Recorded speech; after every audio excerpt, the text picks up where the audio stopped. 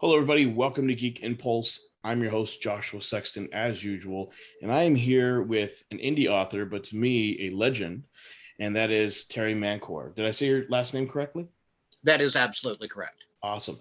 I don't want to tell too much about him because I think it's better to come from him, the gentleman himself. So without further ado, I'm just gonna get out of the way. And if you could, Mr. Mancour, go ahead and tell people who you are. I mean, obviously, a lot of people that are going to be watching this are going to know about you, but who you are, what you're doing, and yeah, where they might be able to find you. Because it was a bit challenging to track you down to talk with you today.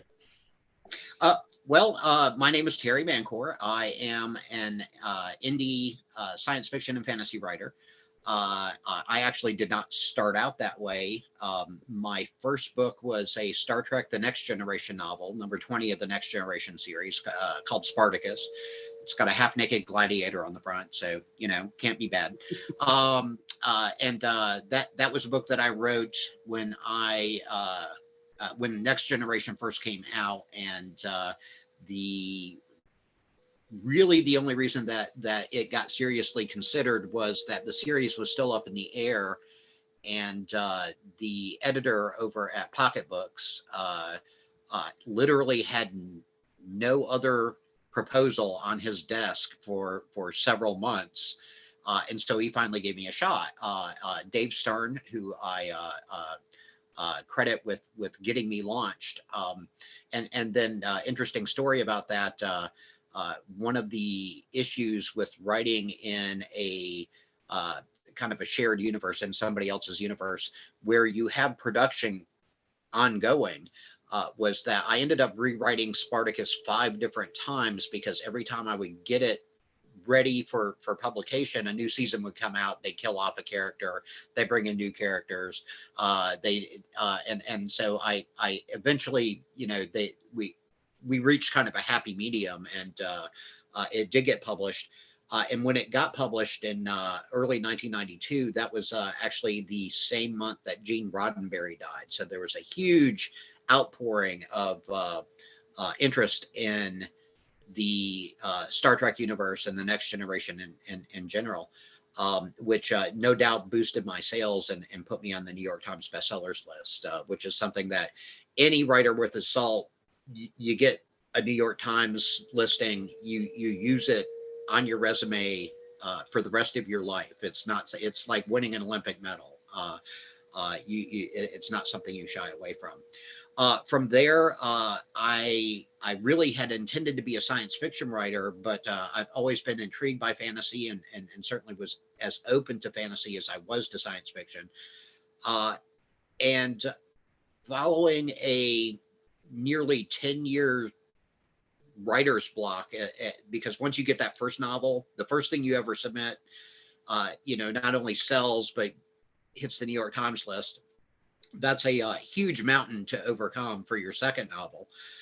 And so I eventually started to write a novel that I decided to go with fantasy because it's easier to come up with a cool concept in fantasy than it is in science fiction, just for the reason that science advances so quickly now.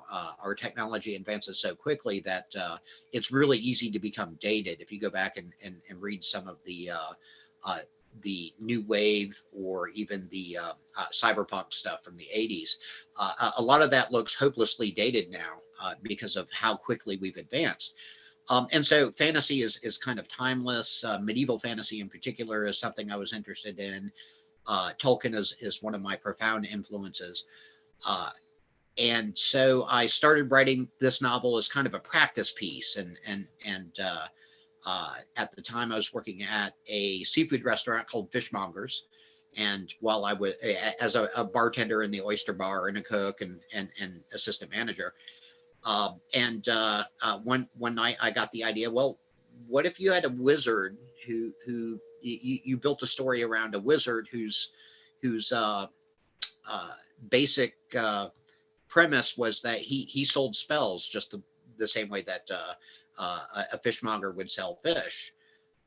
And so I started with that as the solid basis for the character, and kind of built on that and added little elements. And again, it was a practice piece for me. I had really intended to follow through with science fiction. Unfortunately, the market at the time and the publishing industry at the time was set up so that it was very difficult, unless your first book was just absolutely brilliant, for you to continue with a career with a publishing company.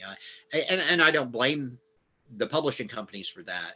Even the big ones can only do 30 books or so a year, and most of those go to previously established authors. So giving a new author, a novice author, the ability to develop a series and actually have it mature over time, that's a risky financial proposition. And so my career, I did a lot of freelance work until Kindle came out. And Kindle really opened the floodgates, I guess, lowered the bar, lowered the barrier to entry, I would say. Yes, exactly. And when that happened, I had this completed novel. It was more or less done, and I wasn't completely happy with it, but it had a solid story, had a solid character, had a good resolution, had a great villain, and I went ahead and threw it on Kindle. And I won't say I didn't think any more about it, because I of course was monitoring how well it did, but I got kind of distracted by other things. And when I went back in about a month after I released it and saw that it had 300 copies already sold, and this is in the early days of Kindle, so there wasn't a lot of competition out there. But Spellmonger had 300 sales, and that was beer money, at the time. That didn't suck. So I made myself the half joking promise that if I got to 1,000 sales, I'd go ahead and write a sequel. Got it. Well, long before I expected it to, because of the early critical returns, I actually got 1,000 sales, and so I started working on the sequel, War Mage, and after that, things just kind of snowballed.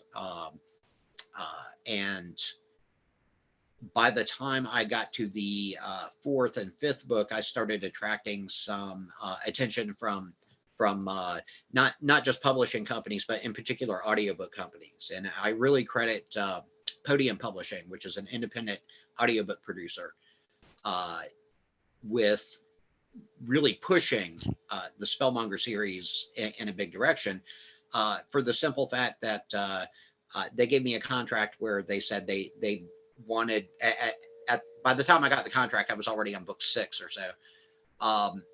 And they said they wanted to buy all my Spellmonger series novels, and then all future Spellmonger series novels. And that gave me, yeah, exactly. It's like, from a writer's perspective, it's like getting a blank check. Yeah. My two considerations were, I wanted to ensure that the quality was consistent and consistently high.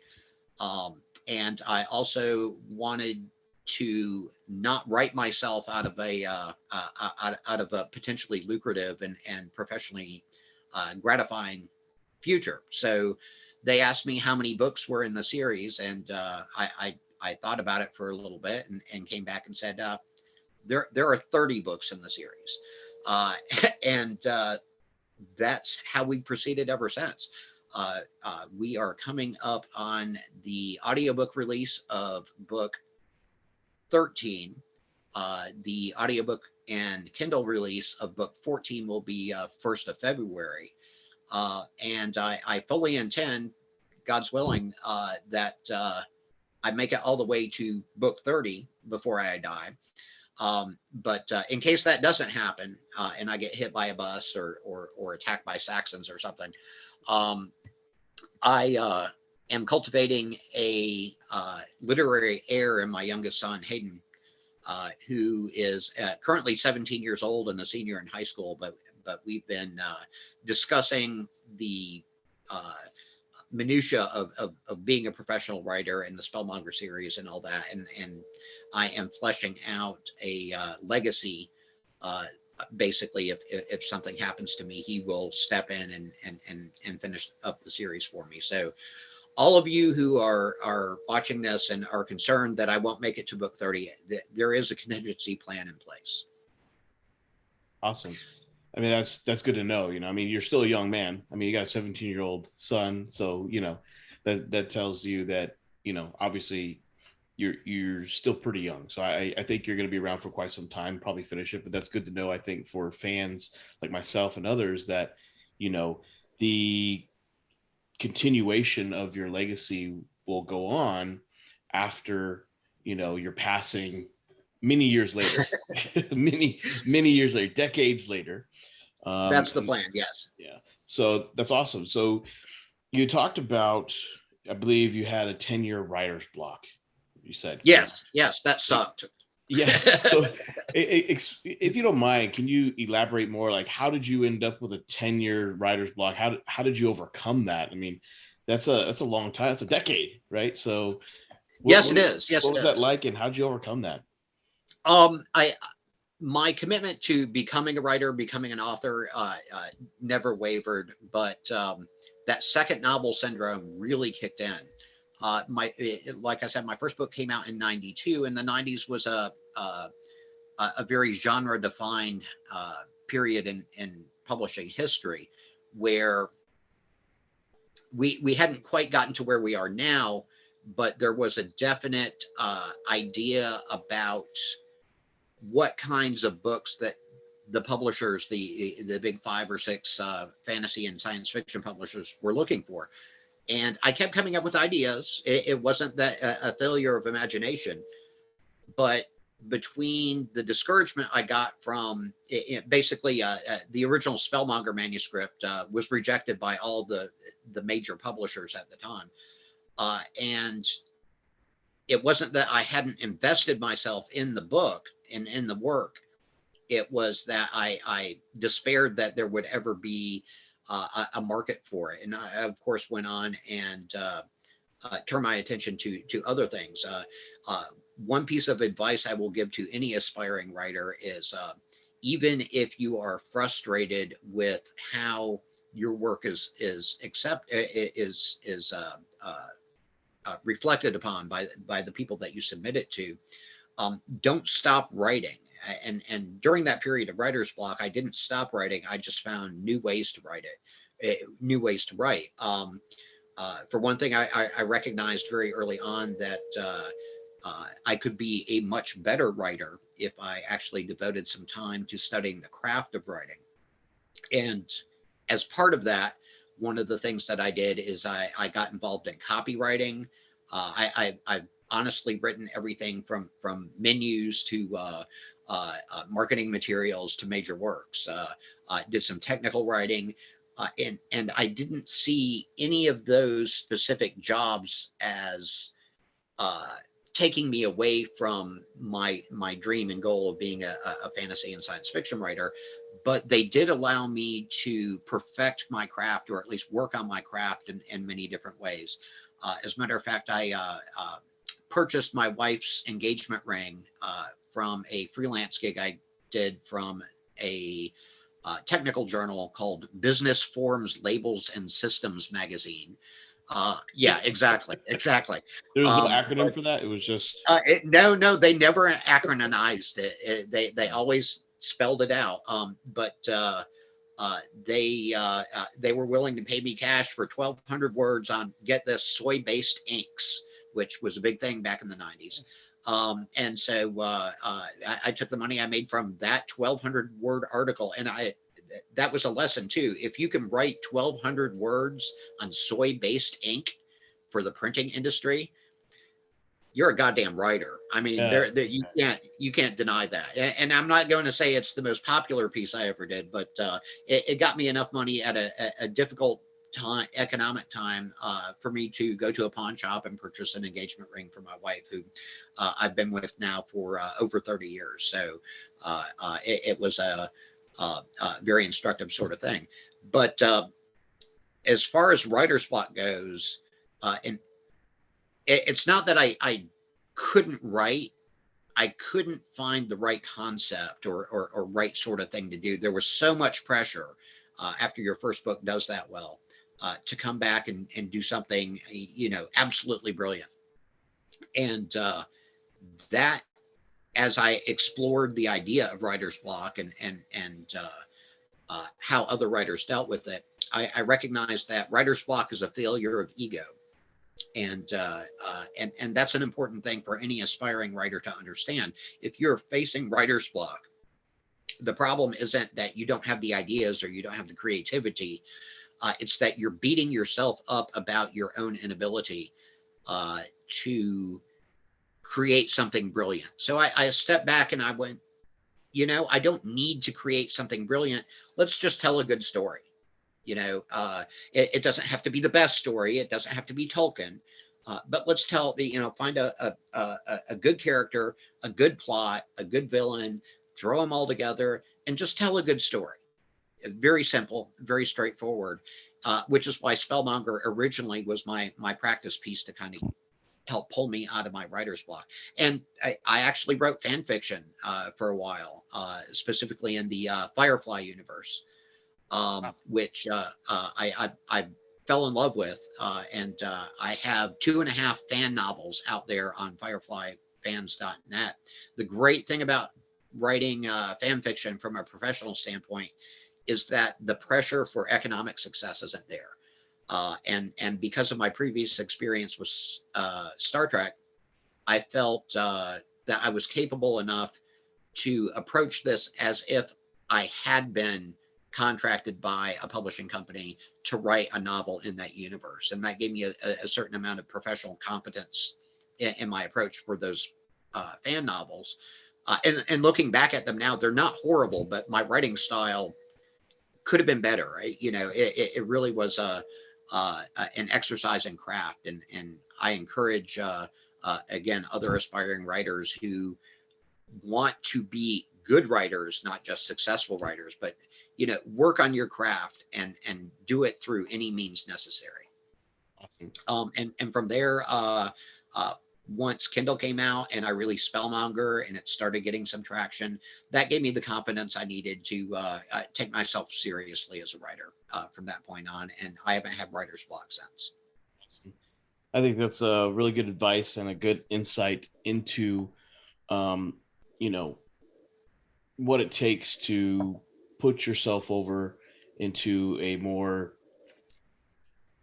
professional level of writing.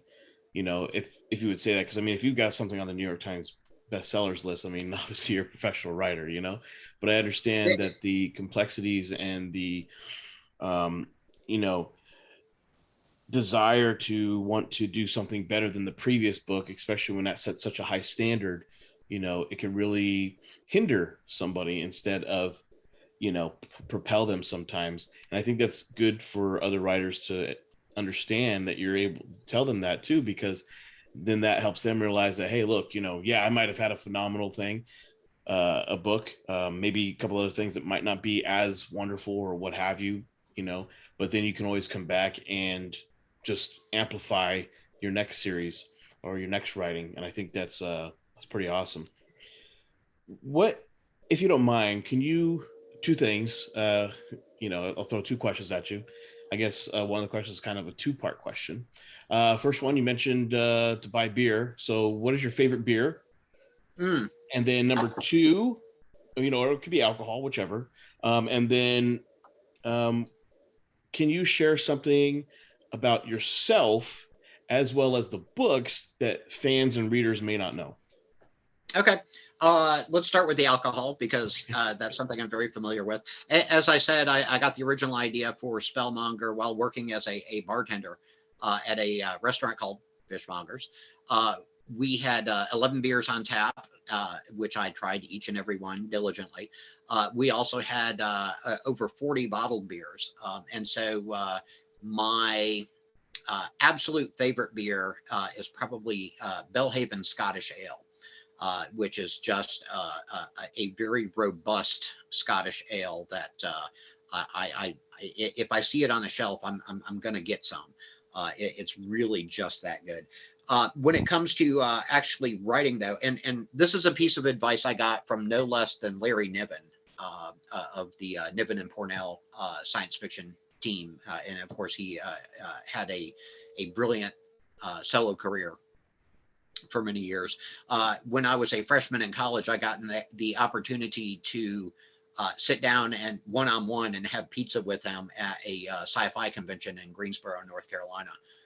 And he gave me one of the most valuable pieces of professional advice I've ever gotten, which is that all the inspiration you will ever need can come from a bottle of scotch.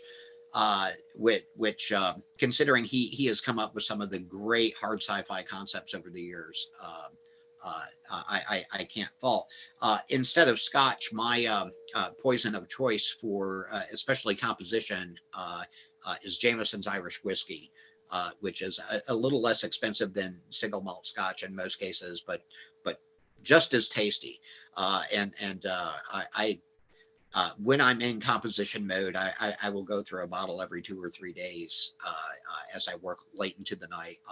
And I'm not trying to encourage alcoholism amongst anybody, but there is a point at which having just enough alcohol to lower your inhibitions as a writer can really make, especially the dialogue flow. When you're drinking and drinking just enough to not feel uptight about being, at the keyboard and composing and all of that more serious stuff falls away, and you're just in the pure moment of composition, and you're worried about, the work, not so much everything else around it. That can be really helpful. Now, it's less helpful when you're going back and rewriting. You tend to want to be a little more sober for that, just because there's a lot of technical stuff to take care of. But in my case, alcohol has played at least a minor role in how well and how quickly I'm able to get things out. And as far as your second question, something personal about me that people don't know. That's difficult. I have a lot of crap in my background. Let's see. This is not a huge point, but I did spend 12 years, and most of my fans don't know this, but I did spend about 12 years as a copywriter for one of the largest adult products companies in America, writing catalog copy for video and marital aids, which was a fascinating career in its own right, and really gave me some valuable insights about how to use the English language. And also, the great thing about copywriting, you learn some valuable rules that you're able to pull over into your fiction writing without it really being the focus of your fiction writing. Learning things that, like, sometimes alliteration is a good thing. Usually a creative writer, writing teacher will pound you to dust if you use too much alliteration or rhyme or things like that in your prose, because it's unprofessional. But clearly, there's something about alliteration and rhyme and cadence, humor, all these things that I kind of developed during my copywriting career. And when you're writing copy for something like adult products and entertainment, you are really you're selling the steak. You're not selling the sizzle. Unlike every other element of copywriting, so you really have to find a compelling way to do that. You already know who your audience is, and you've got to make the case that this is an entertaining whatever it is. And often little linguistic tricks like alliteration, like I guess the big thing that it taught me is that from a writer's perspective, what you want to understand is that your best bet is to write a world that someone wants to live in terms of adult entertainment. That's pretty easy to define. When it comes to fantasy and science fiction, things get a little more complex and complicated, but the basic precept doesn't change. When I write in the Spellmonger universe, it can be a horrific universe, but then again, there are a lot of fantasy universes out there that can be kind of horrific. What you want to do is find a way to tap into the thing that your readers want to be, want to see, want to live and experience in. And I've done consciously tried to construct a universe where yeah, you know, if you're driving a truck and listening to my audiobook, you want to be in Calidor, the world of the Five Duchies where Spellmonger takes place. I think my experience as a copywriter really made that a very basic precept for how I approach my career. Then so that's something personal. What about your books? Like, what is it about your books that maybe you've seen that some of your fans aren't getting or don't fully conceptualize or understand, or that they're missing, that you've put in there that maybe, you know, you didn't want to come out and say, like, this is what I'm trying to convey? Actually, it's quite the opposite. I hate to break it to everyone. When my fans miss something, that's a good thing for me because it means that I can have a big reveal later. Yeah. As a matter of fact, book 13, Foot Wizard, which is about to come out in audiobook this week.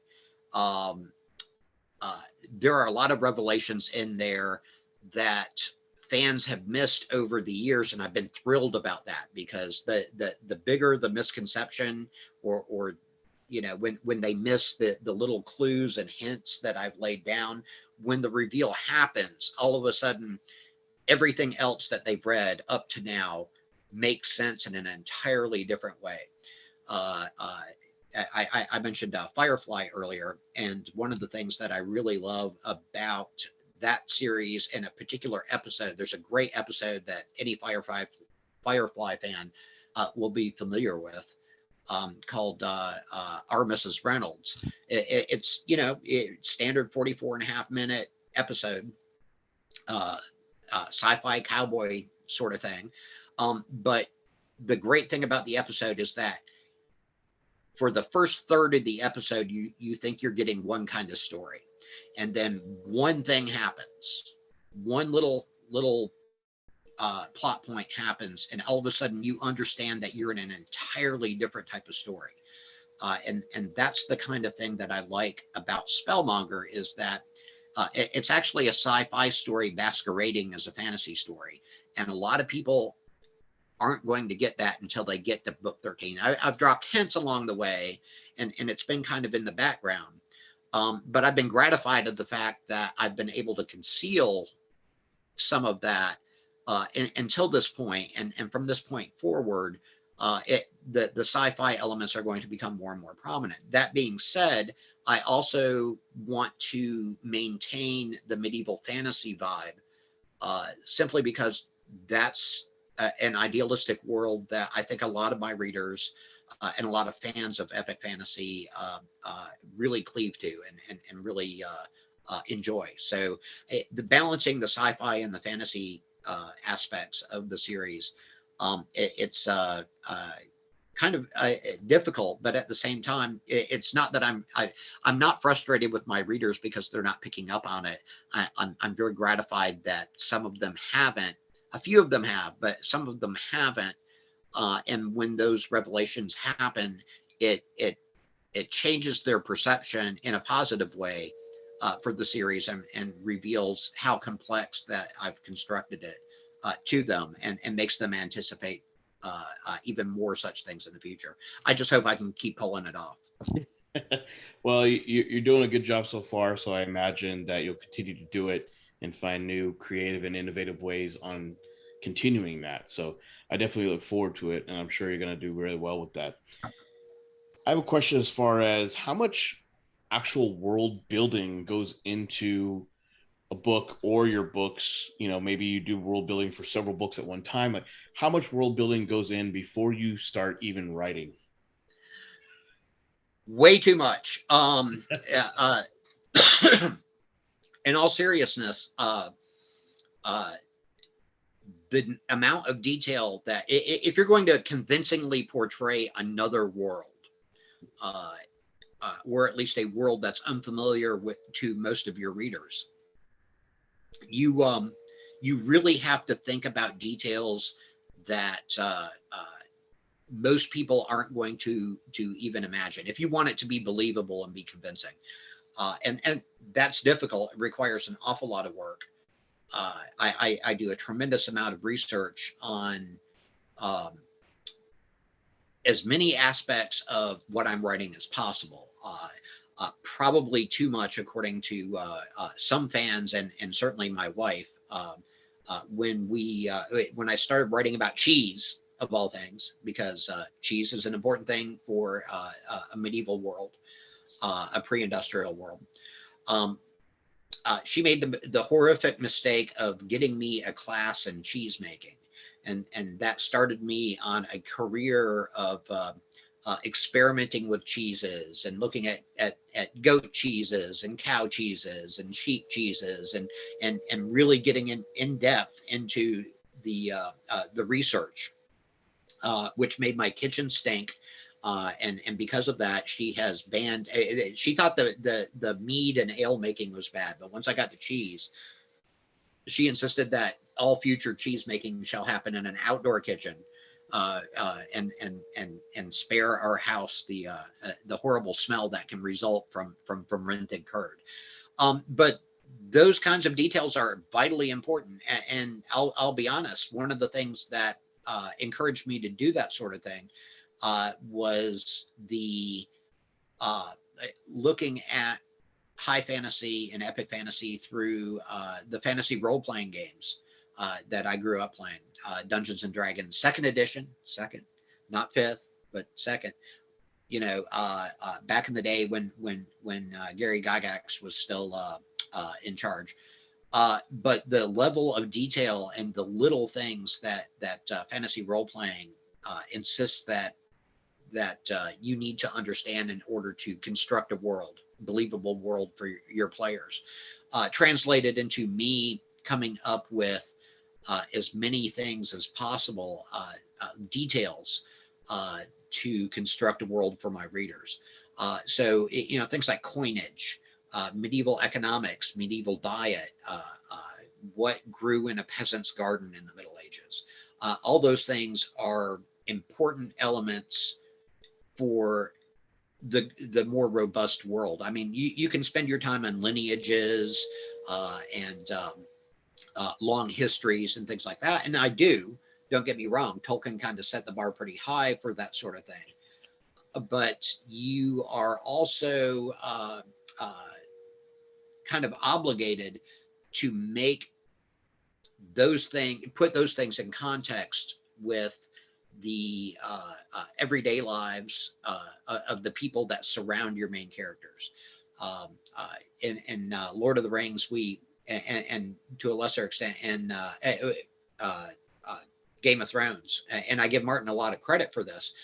Tolkien like glossed over the common folk of Middle Earth, whereas Martin actually did enough research and provided enough detail about the context through which his characters were moving in order to provide a really gritty and sometimes brutal world, but one that was completely believable and that his readers had no problem, myself included, had no problem getting sucked into.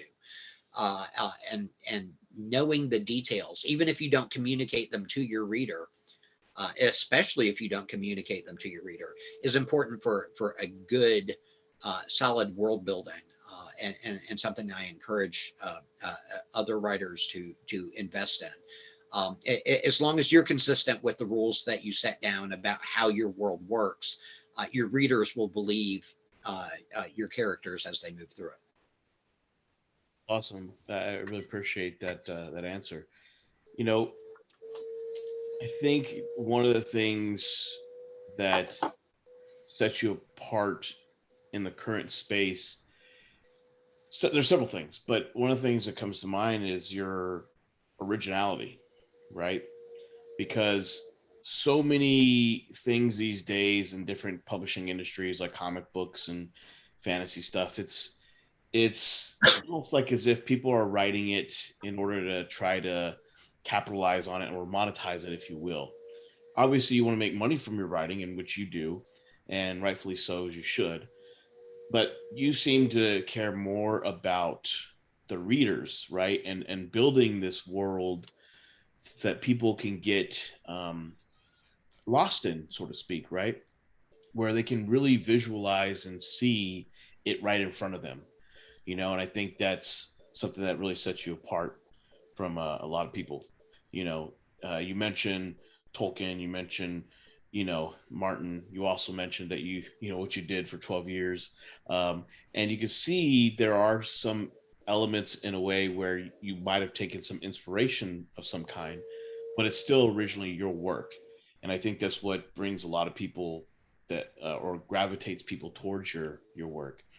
And one thing when researching, for this interview, because I didn't want to sound completely stupid when speaking, because I'm not a writer. I interview voice actors and actors and things like that. Sometimes writers of series and all, but someone of your stature who's done that, I wanted to make sure I was somewhat, what's the word that's escaping me? Somewhat knowledgeable, and what's going on. And one thing I found is that, you know, there's like sex involved in your universe, right? But it's not predominant, meaning it's not the thing that is, you know, the key thing, but it's used in such a way where it makes all your characters in the universe even more relatable. Am I correct in saying that? No, you're absolutely correct in saying that. Sex, it's the old, if you're of my age and grew up reading Dragon magazine, it's the old Phil Foglio thing of this month we're doing sex and D&D, and they never actually get around to doing sex and D&D. That was a partial inspiration for that. But the fact of the matter is that if you are building a relatable universe, a realistic universe, sex is an absolutely essential sort of thing to consider. It's considered in Martin's work a lot more than it is in Tolkien's work. Tolkien was writing from a different age with different standards and different ideals. But what I enjoy doing, and this makes me it does set me apart from some other writers who either ignore it entirely, as Tolkien more or less did, or get into it to the point where it just drags on the reader. Um, what I wanted to do is examine sexuality not as the main focus, but enough of a context so that uh, it the whole world seemed a little more realistic, and I took a couple of very specific steps in how I constructed the world in order to do so. For one thing, my main character is in a more or less very happy marriage, um, and that's as rare as hen's teeth on the modern literary spectrum. Um, we have existed in a culture of divorce since the 1970s, and that is something that's almost absolutely foreign to a pre-industrial world when regardless of what culture you come from, divorce is the rare exception, not the rule, which our culture has kind of turned on its head.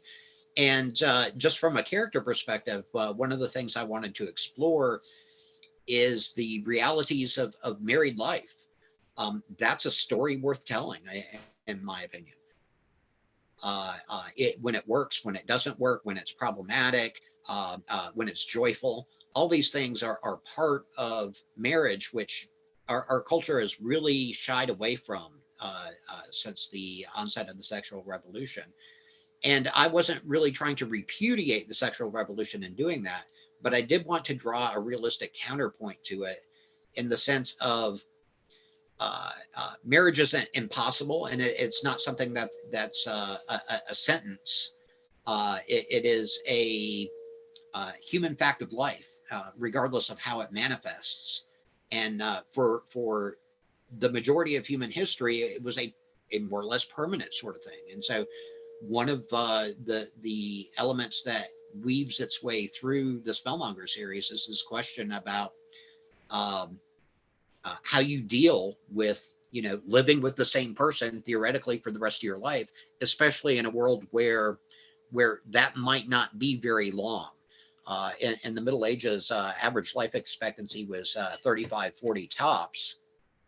And when you add in the vagaries of war and the high rate of death and childbirth, you know, life becomes very, very essential at that point. And regardless of whether or not you marry for love or money or out of a sense of obligation or a desire to reproduce, it's still a marriage. And there's a common conception uh, uh, in a society of what marriage is. And I wanted to present some realistic married characters, as well as explore the uh, I guess the spectrum of attitudes. I've got some characters who don't want to get married. I have some characters who shun marriage. I have some characters who are quietly, because in a pre-industrial society, this is usually the best idea, are quietly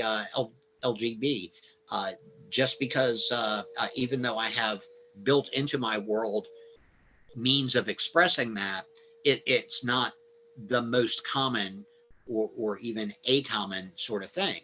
And so there's a lot of subtleties that weave their way through my series when it comes to sex and marriage. I have a very active sex goddess based roughly on Aphrodite. Her name is Ishi, and my readers will be very familiar with her. And the most common epithet in Spellmonger is in regards to her endowment. And she makes an appearance as a character later on in the series, and it is really a very important character. But she makes some very compelling points as a sex goddess. Basically, she's not your ordinary sex goddess. She takes a very pragmatic approach to sex and family life, and there's a counterpart, uh, the goddess Trig, and they have this kind of subtextual conflict that's ongoing throughout the series as we deal with the concepts of an early life focus on sexuality, raw sexuality, uh, up to the point of conception. And then we have Trig, the goddess of motherhood and uh, I guess the family, based roughly on Hera. So you have the Hera Aphrodite dynamic going on. What is commonly described as the Madonna versus whore uh, sort of thing. I don't take it to that extent. I think it's a more subtle interplay. But I also think it's something that's fundamental to human development that uh, requires or at least suggests a very interesting number of storylines and plot points and just general character about a society when it comes to sexuality. But it's a huge, wide open subject, and I think that where I'm most successful with it is where it's not the focus of the story, where it's more contextual than it is prominent.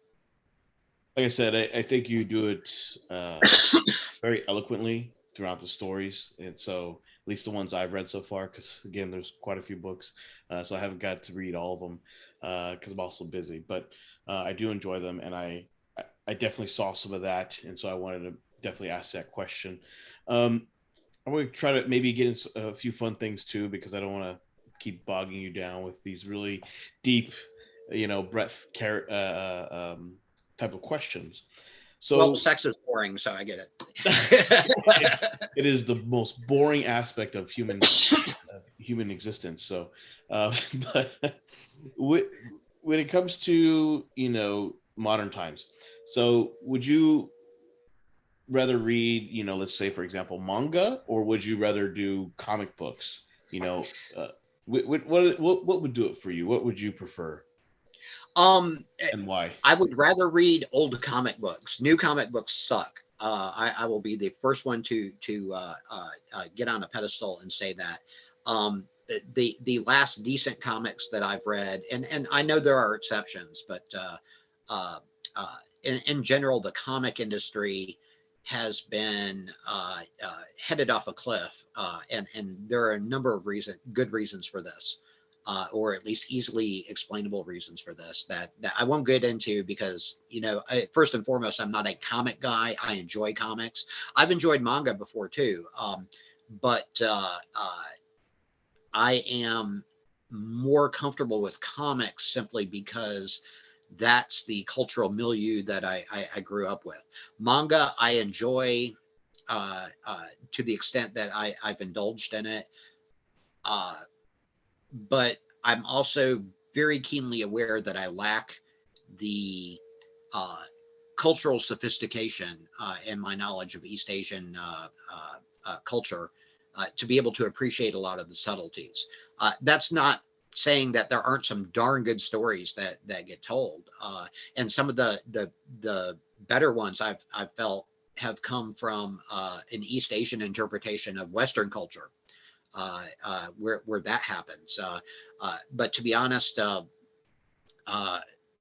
apart from some more basic iconic manga like Lone Wolf and Cub, which I encountered early and really enjoyed, but it also left me with the idea that I'm not getting part of what the author is trying to communicate, even though the art was brilliant. The one thing I will say for manga is that when it's at its best, the art is just amazing.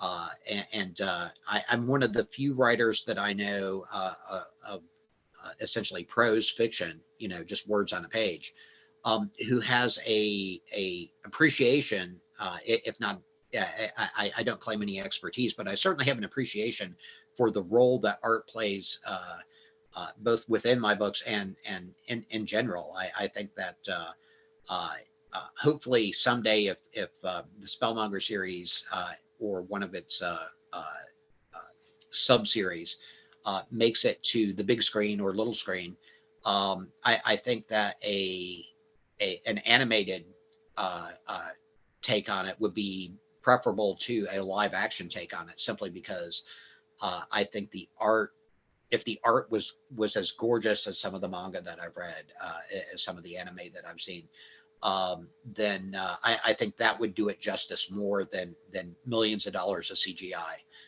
honestly. And I mean, again, my experience with manga and anime is limited, although both of my sons are big devotees of anime in particular. But my kind of initial experience with the genre dates back to Space Cruiser Yamato and Voltron and things like that. Stuff from the 80s when it was first getting a sense of popularity in the United States. And part of me is kind of regretful that I didn't indulge more, especially in those seminal years. But part of me is kind of glad that I didn't, simply because uh, I really don't want I'm very conscious about where I steal my ideas from, and I don't want. I've been compared to various anime, but I don't want to be be derivative of anime or manga.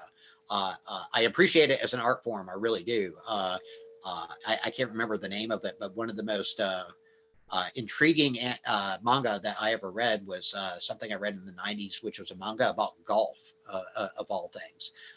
Which, I had no idea golf could be a compelling visual story, and I wish I could remember the name of the series that I picked up, but there were like five issues of this manga series that just blew me away in terms of just absolutely tight storytelling that got to the key essentials of the sport that I had no interest in whatsoever.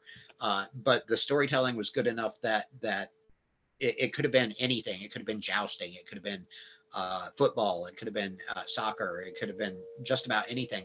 It was the author and artist's ability to take the psychological stresses and relay them in words and pictures in a way that made it compelling. And that was important because it told me that it doesn't matter about the explosions and the ray guns or the magic wands or the special effects. Story is really essential. There is an essence there that, as a writer, as a creator, you need to be able to wrap your head around and master in order to produce work that's going to be compelling for your reader or your audience. That's awesome. Yeah, and yeah, I could definitely agree with you. Some of the sports manga, like I like Haikyuu, which is a volleyball one. Mm-hmm. Which it's amazing how these sports animes can really make you want to be a part of a sport that you actually don't even care about.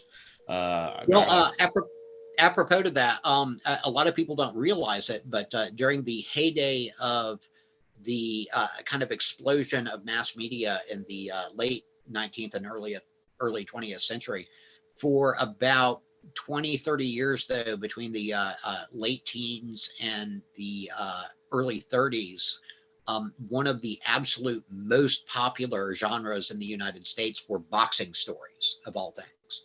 A lot of people don't really appreciate that from our perspective, but for almost 25, 30 years there, boxing stories were the thing, above westerns, above pirate adventures, above any of the war stories. Boxing stories were king of the publishing heap. And it comes down to the understanding of the boxer as a singular protagonist, who has internal issues, who has external issues. It's a very psychological thing.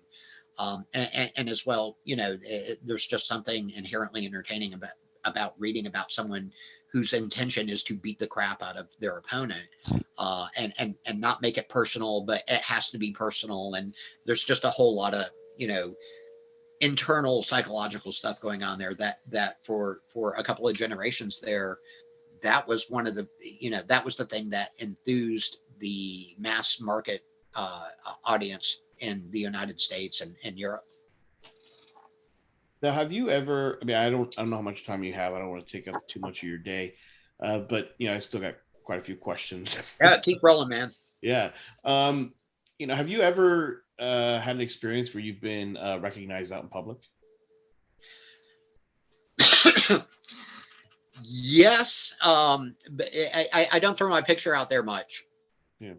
And the closest I'll get to this, I mean, I've gone to cons as a pro. I was recently at Dragon Con, which was great because it was the first con I've been to in 2 years, thanks to COVID. Yes. And really loved it. And I had some great fans show up, a lot more than I anticipated. My popularity is growing, which is odd for me. But I will relate a story about it, about this that is actually not a Spellmonger story. It goes back to the fan fiction I was writing. One of my great claims to geekdom. I consider myself a geek lord at this point because I have actually won a convention costume contest, and this was the same year that Serenity came out in the Firefly universe. That was the movie that Joss Whedon was able to follow up his Firefly series with. And at that point, I had written 2 back-to-back novels about Firefly. And so I went to a film release party in Raleigh, North Carolina. I live in the Piedmont of North Carolina, and I dressed as a brown coat POW, and really put a lot of thought and effort into the costume, which was gratifying enough, especially when I actually won. But at the time I was trying, hopeless self promoter, which I also encourage any aspiring writer to be. Most of us are introverts, but yeah, once you actually do something that you think is worth a damn, you get out and you tell people about it because you've got an audience out there. You just got to find them. So I was passing out little slips of paper with my URL for where they could find my series. And of course, being a fairly small fandom, uh, uh, several people were familiar with my work. And when they found out that the disheveled dude in the brown coat with the Chinese writing on it and the uh, uh, "Will rebel for food" sign, basically was the writer of a fairly popular series on FireflyFans.net. Um, they geeked out, and it was the first time I ever had fans geek out over meeting me, which was gratifying enough. But then my wife went to the bathroom and heard two young fans, female fans, of course, discussing uh, how attractive I was and how it was amazing that I was a local and oh my God, I can't believe that he's actually here and I was able to ask him about his book and yada yada yada. It made my wife so insanely jealous. Uh, that and that's a favorite story of mine, but it's one of the few times that I have been caught out, out in public and people recognize me for being an author. Luckily, I usually look, like a either a dad or a barfly, depending on my the time of day. And for the most part, I have been able to go unrecognized. Now, the flip side of that is that having my work recognized by my fans, um, and talked about, that's a really heady experience for a writer. Uh, uh, someone like Martin has probably gotten used to it at this point. But when my audiobooks came out and they're narrated by the absolutely incredible voice talent of John Lee, I started picking up popularity in places outside of regular fandom, uh, and had people who were fans of audiobooks, but not necessarily fans of epic fantasy or science fiction, start to gravitate towards my work. Um, and one of the more surprising things, and something that's become kind of a timely issue lately, is I have a lot of truckers who are fans. And that really surprised me when I first heard about it. A couple of local guys who I met at a local authors convention came up to me because they were fans of me personally, not just local authors, and started geeking out over the fact that I was local and I had written these books that they were just amazed with. And one of the guys I met told me, "You're never going to believe this, man. I was in Oklahoma City at like 3 a.m, and there were three guys arguing about your books at a truck stop in Oklahoma City at 3 a.m." And I was like, that is better than a Hugo or a Nebula award to me, just because I appreciate the fact that my fans love my work enough to argue about it at 3 a.m. And at a truck stop. That's just incredibly gratifying. Yeah, I could definitely imagine that's got to be awesome. So what do you see?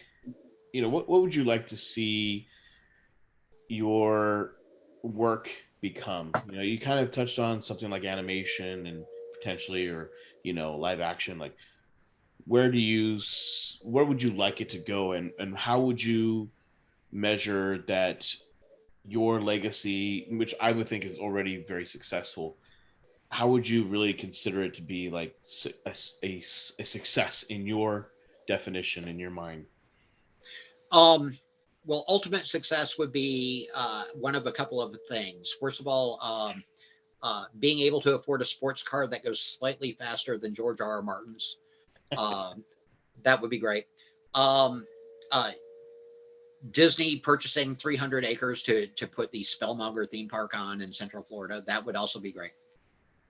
Um, but I think that as I develop the world, and I've been very conscious of how I've developed the world. As much as people want me to write the next series book, I've made a point of writing, I guess, what you could call side quests or background material, which I think adds a lot of breadth to the Spellmonger universe, and develops characters that are fairly minor characters for the main series, but have interesting and intriguing stories of their own that I feel compelled to tell. Um, I would like to see both the main series and some of those subsidiary series developed, and I do think animation is probably a better route to take than live action, for if no other reason, that it's just as cheap to draw a dragon as it is to draw a tavern scene, and it doesn't cost any more to film.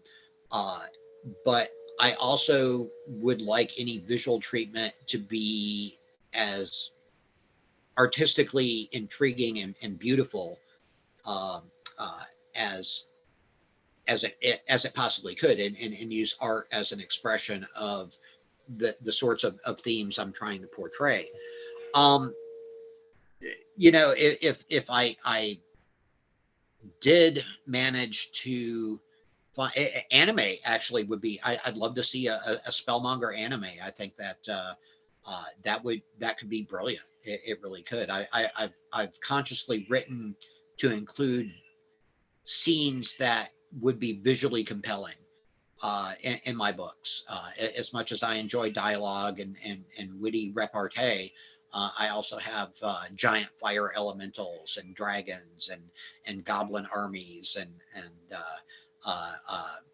decrepit undead and things like that I think would be visually very powerful and would like to see uh, portrayed that way.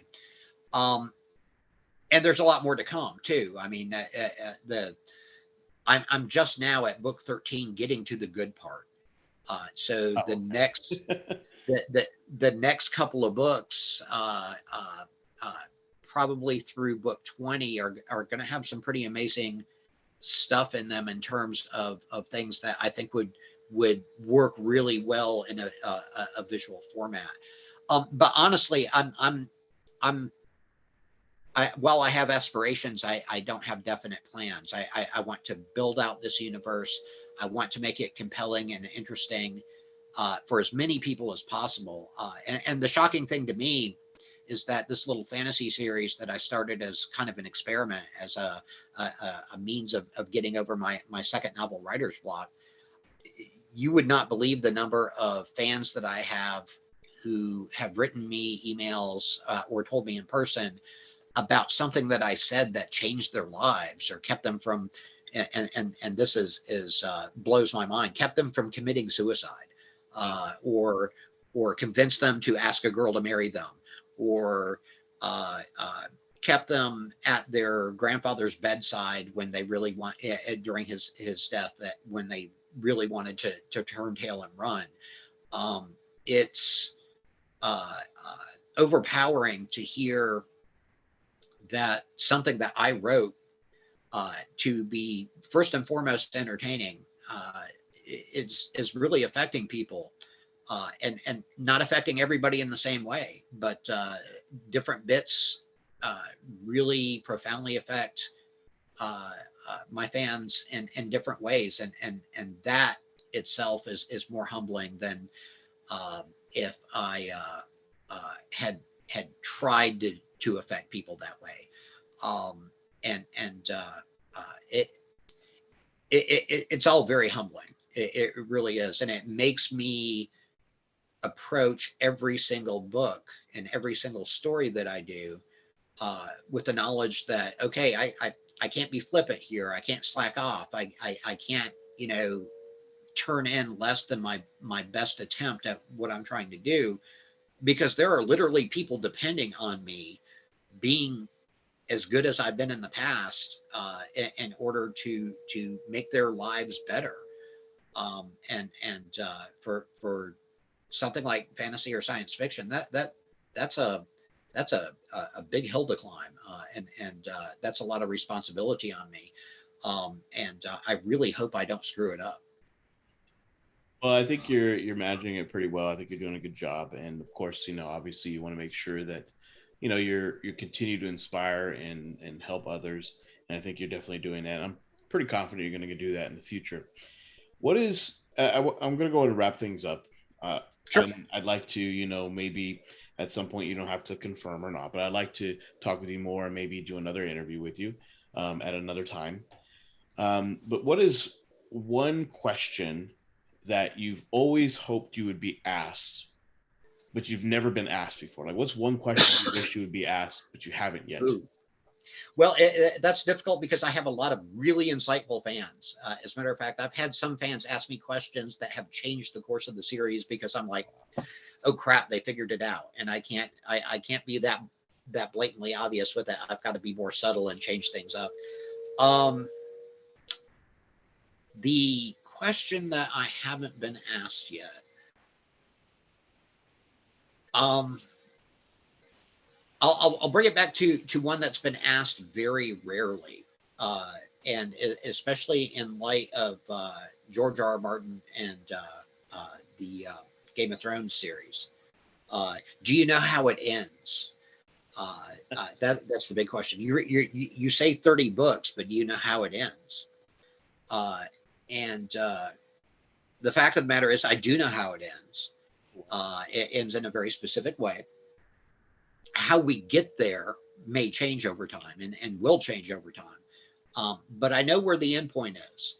And I will, uh, to go back to one of your earlier points about my originality. Here's the other secret for aspiring writers and creative people of all sorts. There are no truly original ideas. Everybody steals from everybody else. If you go back and look at Shakespeare's plays, which were considered amazingly original at the time, he stole virtually every play he did, either from uh, an era in history or from a story that he got from someplace else. Um, and That's not a bad thing. It's not. It's not whether or not you can be completely original. The fact of the matter is that if anybody ever came up with a completely original idea, it probably wouldn't do well, because readers and viewers and listeners, uh, uh, it's not that they don't want originality. What they want is an entertainment in a way that's intriguing and comfortable.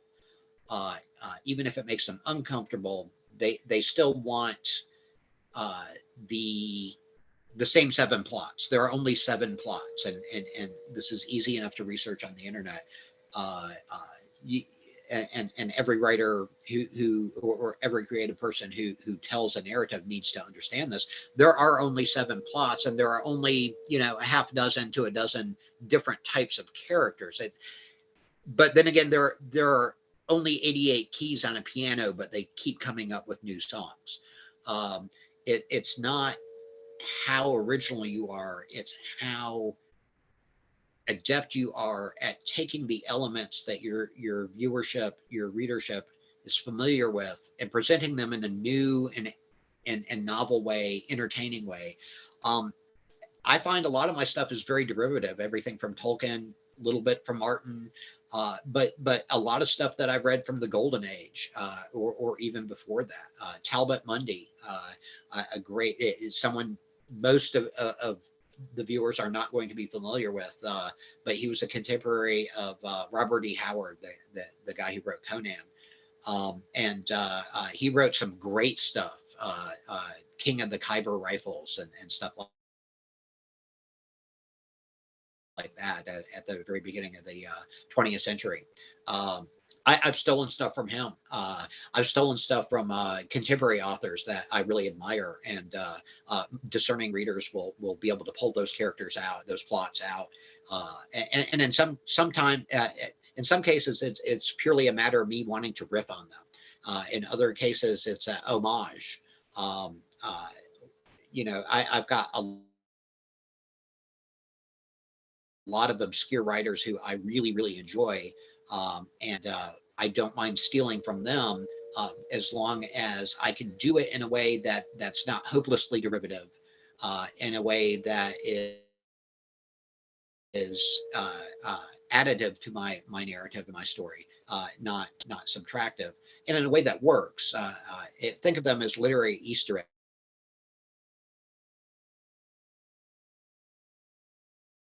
eggs that have developed over time in the Spellmonger universe. And book 13, Foot Wizard, probably more than any other of the novels that have come out at this point. But the fact of the matter is that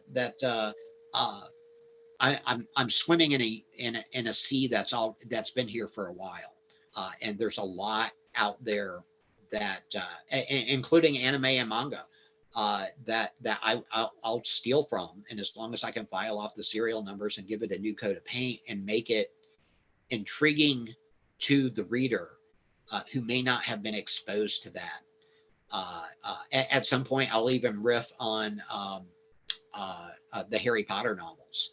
I'm not above that, because I think that there are some intriguing ideas and concepts there that Rowling didn't run with, but I think she could have, and I want to explore. And again, I don't want to be derivative. I don't want um, to indulge in satire. I think that would be disingenuous for what I've written so far. And there have been other writers in the past who have, over the course of a long career, been tempted to do that. Edgar Rice Burroughs being one of them, uh, uh, which he's one of my favorites. But um, especially in his later work, he allowed contemporary politics to invade his storytelling, and it's not to his credit, in my opinion. It's not his strongest artistic work.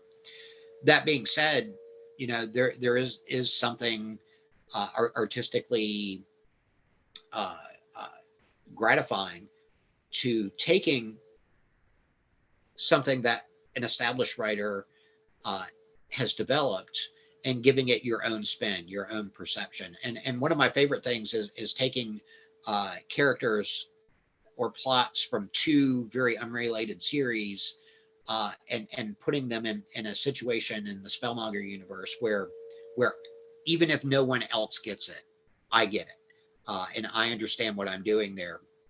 I'm borrowing, but I'm making it my own in relation to that borrow, and I really hope that uh, my readers and my listeners will find that as gratifying as I do in the long run.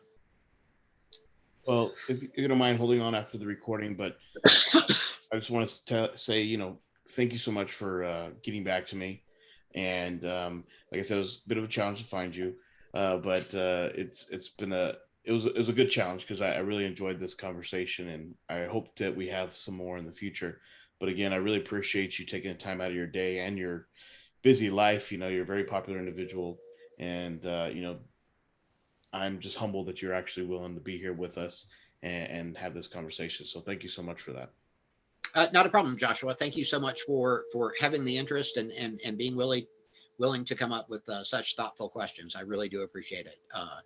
I don't do a huge amount of interviews. I find that um, uh, the writers who spend most of their time promoting their work aren't really spending enough of their time writing their work. So there's a delicate balance there, but I really appreciate the fact that you reached out, and I'd be more than happy to continue doing interviews with you.